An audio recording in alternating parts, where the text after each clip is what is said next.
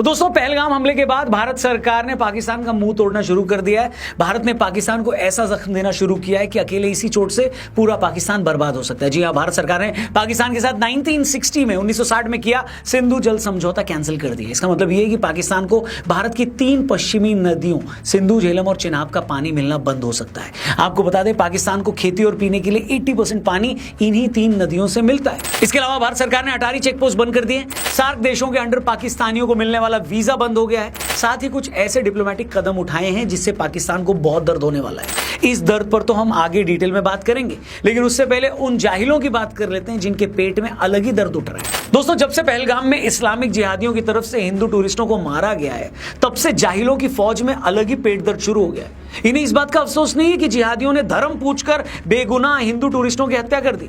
इनका दर्द यह है कि पहलगाम वाले हादसे के बाद मुसलमानों को बदनाम न किया जाए। मतलब कैसे ये लोग यार। इन्हें इस बात का अफसोस या दुख नहीं है कि 2 दर्जन निहत्थे हिंदुओं की सिर में गोली मारकर उनकी जान ले ली गई है, मगर इन्हें इस बात का बड़ा बुरा लग रहा है कि कुछ लोग इस हमले के बाद एक खास कौम को गाली न दे दे। और तो और रॉबर्ट वाड्रा ने तो पहलगाम में हिंदू टूरिस्ट की हत्या को भारत में मुसलमानों के खिलाफ जुल्म से भी जोड़ दिया। Are you serious? समझ में नहीं आ रहा कि इस पर रिएक्ट भी क्या करें। इस बात पर तो मैं बाद में आऊंगा कि इस देश में किस पर जुल्म हो रहा है, किस पर नहीं हो रहा है। पहले मैं ये पूछना चाहता हूं कि अगर इतने लोगों की मौत पर आप ये कहते हैं कि ये लोग तो इसलिए मारे गए क्योंकि देश में ये सब हो रहा है, इससे ये लगता है कि आप इतने लोगों की मौत को, उनके कत्लेआम को जस्टिफाई कर रहे हो। पति को मार दिया। और किस माइनॉरिटी पर जुल्म की बात कर रहे हैं आप? ज्यादा पीछे क्यों जा रहे हो? अभी कुछ दिन पहले मुर्शिदाबाद में क्या हुआ? वहां किन लोगों को घर छोड़कर जाना पड़ा? किसके डर से घर छोड़ना पड़ा? क्या ये बताने की जरूरत है? किसके डर में होने की बात आप लोग कर रहे हो भाई साहब? इसी देश में कमलेश तिवारी की हत्या कर दी जाती है, इसी देश में कन्हैया लाल टेलर की हत्या कर दी जाती है, और फिर आप कहते हैं कि फला लोग डरे हुए हैं। This government will try and show that, talk about Hindutva, and, the minorities feel uncomfortable, and, they feel trouble. मुझे समझ में नहीं आता कि आखिर कब तक इस देश की पॉलिटिक्स इस तरह की बातें करके एक सेक्शन के कट्टरवाद पर पर्दा डालती रहेगी। मेरे को समझ नहीं आ रहा है। आपको याद होगा 2021 में जब कश्मीर फाइल्स फिल्म आई, तब भी एक सेक्शन ने चिल्ला कर उस फिल्म को प्रोपेगेंडा फिल्म बताना शुरू कर दिया था। तब भी इन्हें इस बात की फिक्र थी कि फिल्म में एक खास कौम के एक भी आदमी का पॉजिटिव कैरेक्टर क्यों नहीं दिखाया गया। मतलब इन्हें फिल्म में दिखाए हिंदू पंडितों के कत्ल को देखकर रोना नहीं आया, इन्हें फिल्म में दिखाए हिंदुओं के पलायन को देखकर तरस नहीं आया, इन्हें फिल्म में दिखाई जिहादियों की जातियों को देखकर गुस्सा भी नहीं आया, लेकिन इन्हें इस बात पर बड़ा गुस्सा आया कि जिस सेक्शन के लोगों ने हिंदू पंडितों को, कश्मीरी पंडितों पर इतने जुल्म किए, उस सेक्शन का एक भी आदमी पॉजिटिव लाइट में क्यों नहीं दिखाया गया। दिक्कत पता है क्या है? दिक्कत यह है कि पहलगाम जैसी वारदातों को अंजाम देने वाला जिहादी तो ऐसी हर वारदात को मजहब के नाम पर ही अंजाम दे रहा होता है, लेकिन उन्हीं को बेचारा बताने वाले यह साबित करने पर तुले होते हैं कि नहीं, उस बेचारे ने मजहब के नाम पे नहीं किया। पहलगाम में जिन औरतों ने अपने पति खोए, वो तक बेचारी ये बता रही हैं कि पहले उनके पति से उनका मजहब पूछा गया, उनके कपड़े उतरवाए गए, और जब उन्हें पता चल गया कि वो हिंदू हैं, तब गोली मार दी गई। लेकिन इन्हीं जिहादियों को कवर फायरिंग देने वाले अब भी ये बोल रहे हैं कि नहीं, ऐसा थोड़ी हो सकता है कि इतनी भीड़ में कोई पहले उनका धर्म पूछे, बाद में उन्हें गोली मारे। मतलब जिसके पति को मारा गया है वो औरत झूठ बोल रही है। और दिल्ली में अपने घर में एसी रूम में बड़ी बिंदी लगाकर बैठी दीदी ये जानती है कि ऐसा नहीं हुआ था। कम ऑन यार। और ये कोई पहली बार थोड़े ना हो रहा है। हर जिहादी हमले के बाद यही होता है। इधर वो मजहब के नाम पर हमला करके निर्दोष हिंदुओं का कत्ल करते हैं, और उधर उनके नाम की माला जपने वाले, इनके चहेते, उन्हें बेचारा बताने में लगे रहते हैं। 26/11 के टाइम भी यही हुआ था। वो तो अजमल आमिर कसाब पकड़ा गया था, वरना तो अजीज बर्नी और दिग्विजय सिंह जैसों ने यह साबित ही कर दिया था कि यह हमला संघ की साजिश है।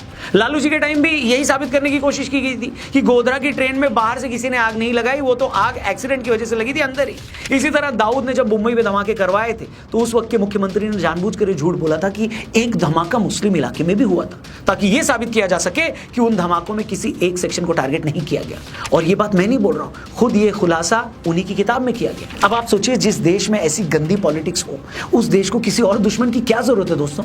पहलगाम वाले मामले में भी ये लोग क्या कर रहे हैं, यही तो कर रहे हैं। अब ये लोग ये साबित करने में लगे कि देखो, इस हमले में तो पाकिस्तान का हाथ है, लोकल आतंकी थोड़े शामिल हैं। मतलब खुफिया एजेंसी वाले खुद ये बोल रहे हैं कि हमले में 6 टेररिस्ट थे, जिसमें 3-4 पाकिस्तान के हो सकते हैं और 1-2 लोकल थे। लेकिन इन लोगों को अपने घर में बैठकर यह कॉन्फिडेंस है कि नहीं, लोकल आदमी तो बिल्कुल नहीं था। मतलब आपको लगता है कि बिना लोकल आदमी की मिली भगत के सरहद पार से आतंकी आ जाते हैं, उन्हें यहाँ छिपने की जगह भी मिल जाती है, उन्हें खाने को खाना भी मिल जाता है, वो हमला करने से पहले 3-4 बार रेकी भी कर लेते हैं और हमला करके फौरन भाग भी जाते हैं। अगर ये सब इतना ही सिंपल होता तो पूरे भारत में हर जगह हर दिन ऐसे हमले ना हो रहे होते। लेकिन नहीं, ये लोग ये भी नहीं सोचेंगे। इनकी चिंता ये है कि अगर इस बात को हवा मिल गई कि नहीं इस हमले में तो लोकल लोग भी शामिल थे, तो कश्मीरियों की इमेज खराब ना हो जाए। मैं फिर से कहूंगा, इन लोगों को अब भी हमले में मरने वालों को कोई अफसोस नहीं। ये लोग अब भी लोकल लोगों की इमेज की परवाह कर रहे हैं। इन्हें इस बात की चिंता है कि उनका कारोबार बंद हो जाएगा। मतलब हद है बेशर्मी की। मतलब एक औरत की शादी सिर्फ 5 दिन पहले हुई थी और वो 5 दिन में ही विधवा हो गई, तुम्हें उसकी परवाह नहीं है। एक आदमी परिवार के मना करने के बावजूद पूरा परिवार लेकर कर्नाटक से कश्मीर घूमने आया था, वो आदमी आतंकियों के हाथों अपने परिवार के सामने मारा गया। इन्हें उसका भी दुख नहीं है। इन्हें चिंता है कि कश्मीरियों की इमेज ना खराब हो, उनके धंधे ना खराब हो। इसमें कोई दो राय नहीं है दोस्तों कि इस हमले के बाद कश्मीर में काम धंधों पर फर्क पड़ेगा। लोग वहां कम जाएंगे, ऑलमोस्ट नहीं के बराबर जाएंगे। इससे वो कश्मीरी भी सफर करेगा जिसका इस हमले से कोई लेना देना नहीं। लेकिन यह भी सच है कि इसी कश्मीर से कश्मीरी पंडितों को भगाया गया था और 36 सालों बाद भी आज भी कश्मीरी पंडित अपने घर में वापस नहीं आ पाए। मैं आपसे पूछता हूं, क्यों नहीं आ पाए? अगर पंडित उस वक्त अपने घरों से भगाए गए तो क्या तब इन लोगों का रोल नहीं था क्या, लोकल लोगों का? इस बात का कौन जवाब देगा कि इसी कश्मीर में फिलिस्तीनियों को उनके घर से बेदखल करने पर प्रदर्शन हो रहे हैं, लोग सड़कों पर आ जा रहे हैं। लेकिन इसी कश्मीर में पंडितों को दोबारा बसाने के लिए कितने लोग सड़कों पर आए, कितने लोगों ने कैंडल मार्च किया? अगर कोई हो तो मेरे को बताओ कमेंट करके। मतलब श्रीनगर से हजारों किलोमीटर दूर इन लोगों को अपने दीन से जुड़े फिलिस्तीनी भाइयों के घर उजड़ने की परवाह तो है, लेकिन कश्मीरी भाइयों की परवाह नहीं है। वो पंडित जो इस कश्मीर के असली वारिस हैं, इसके मूल निवासी हैं, और फिर आप कहते हैं कि इस प्रॉब्लम को मजहब से ना जोड़ा जाए। Very good. इसी कश्मीर में बुरहान वानी जैसा आतंकी मारा जाता है तो लोग सड़कों पर आ जाते हैं। लेकिन इसी कश्मीर में जब जिहादी किसी कश्मीरी पंचायत सदस्य को, किसी पुलिस वाले को मार देते हैं तो कितने लोग सड़क पर आते हैं भैया, ये जरा बताना। और किसी भी स्टेट में अगर आतंकी के जनाजे पर जो लाइनें लग जाती हैं और पुलिस वाले की मौत पर 50 लोग भी इकट्ठा नहीं होते, तो उस सोसाइटी की सोच की जड़ में क्या है ये बताने की जरूरत है क्या? आप बताओ। मुझे सबसे ज्यादा हैरानी इस बात की होती है दोस्तों कि लोग कहते हैं कि आज तो कश्मीर में कितने टूरिस्ट आ रहे हैं, थिएटर खुल रहे हैं, लाल चौक पर रोशनी हो गई है, देखो सब कुछ कितना अच्छा है। मैं पूछता हूं ये कैसी खुशी है? टूरिस्ट इसलिए आ रहे हैं और उन्हें इसलिए वेलकम किया जा रहा है क्योंकि वो अपने साथ पैसा लाते हैं। कश्मीर को हर साल 8,000 करोड़ रुपए से ज्यादा इन टूरिस्टों से मिलता है। अगर हालात इतने ही वेलकम करने वाले होते तो क्यों इसी कश्मीर में यूपी बिहार से आए मजदूर मार दिए जाते हैं? क्यों अब भी पंडितों और सिखों को ढूंढ ढूंढ कर मारा जाता है? इसका मतलब साफ है कि टूरिस्ट आए, यहां पैसा खर्च करे तो उसका वेलकम है, स्वागत है, उसे देखकर हम मुस्कुरा भी देंगे। लेकिन अगर उन्होंने यहां बसने की सोची या यहां से अपना रोजगार चलाने की सोची तो फिर जिहादी उनको बख्शेंगे नहीं। क्या ये कश्मीरियत है? कुछ गलत कह रहा हूं तो प्लीज बताइएगा। अगर आप मुझसे पूछे तो मैं तो साफ कहूंगा कि जब तक आखिरी कश्मीरी पंडित कश्मीर में अपने घर में बसा नहीं दिया जाता, तब तक वहां घूमने जाना, अपना पैसा वहां पर जाकर खर्च करना उन कश्मीरी पंडितों का अपमान है। आपकी चाहे कोई भी सोच हो, मुझे पर्सनली ये अपमान लगता है। इसे आप ऐसे ही समझिए जैसे अगर किसी एक आदमी ने आप ही के भाई से उसका घर छीन लिया तो आप पहले अपने भाई को अपना घर दिलाएंगे या उस आदमी की दुकान से सामान खरीदेंगे? लेकिन आप अपने भाई को बेसहारा छोड़कर उसकी दुकान से सामान खरीदते जाते हैं, तो ये आपके भाई का अपमान हुआ।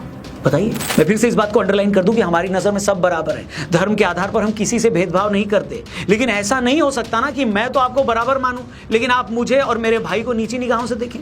पर अफसोस इसी बात का है कि हम में से कुछ लोग इतने बेगैरत हैं कि हमें अपने भाइयों की भी परवाह नहीं रही।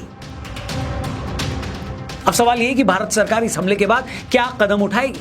देखिए, कुछ कदम तो भारत सरकार ने ऑलरेडी उठा लिए जिसका हमने शुरू में जिक्र किया था, लेकिन एक बात अच्छे से समझ में आ चुकी है कि छोटे मोटे कदमों से कुछ होने वाला नहीं है। यहां 4 एनकाउंटर हो गए, वहां LOC पर फायरिंग हो गई, ये सब इतने सालों से हम कर ही रहे। मगर क्या पाकिस्तान अपनी हरकतों से बाज आया? नहीं आया। हम संसद पर हमले पर चुप बैठ जाते हैं तो वो कुछ साल बाद 26/11 का हमला कर देता है। 26/11 पर चुप बैठ जाते हैं, पुलवामा हो जाता है। हम पुलवामा के बाद सर्जिकल स्ट्राइक कर देते हैं तो पहलगाम में बेगुनाह टूरिस्टों को वो मार देता है। और आपको क्या लगता है ये हिंदुओं पर हुआ एक आखिरी हमला होगा? बताइए। सच तो ये है कि अगर पाकिस्तान हमसे आधी भी ताकत रखता ना दोस्तों, तो हम पर अब तक कई हमले कर चुका होता। जिस दिन उसे लगा कि वो भारत को हरा देगा, वो भारत के खिलाफ पूर्ण युद्ध छेड़ देगा। उसे लगता है कि सीधे युद्ध में वो हमें हरा नहीं सकता, तो इस तरह के प्रॉक्सी वॉर के जरिए वो सालों से हमें चोट पहुंचा रहा है।